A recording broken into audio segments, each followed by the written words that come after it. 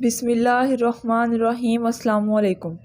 خراسان کا بادشاہ شکار کھیل کر واپس آنے کے بعد تخت پر بیٹھا تھا۔ تھکاوٹ کی وجہ سے اس کی آنکھیں بوجھل ہو رہی تھیں۔ بادشاہ کے پاس ایک غلام ہاتھ باندھے ادب سے کھڑا تھا۔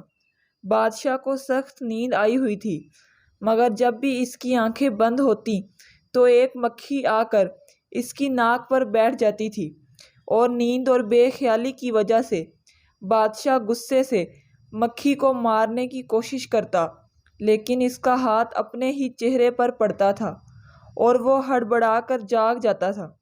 جب 2-3 دفعہ ایسا ہوا تو بادشاہ نے غلام سے پوچھا، تمہیں پتہ ہے کہ اللہ نے مکھی کو پیدا کیوں کیا ہے؟ اس کی پیدائش میں اللہ کی کیا حکمت پوشیدہ ہے؟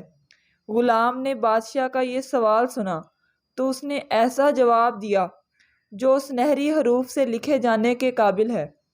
غلام نے جواب دیا، بادشاہ سلامت، اللہ نے مکھی کو اس لیے پیدا کیا ہے کہ بادشاہوں اور سلطانوں کو یہ احساس ہوتا رہے کہ وہ خود کو کہیں خدا نہ سمجھ بیٹھیں، کیونکہ وہ خود سے ایک مکھی کو بھی قابو نہیں کر سکتے۔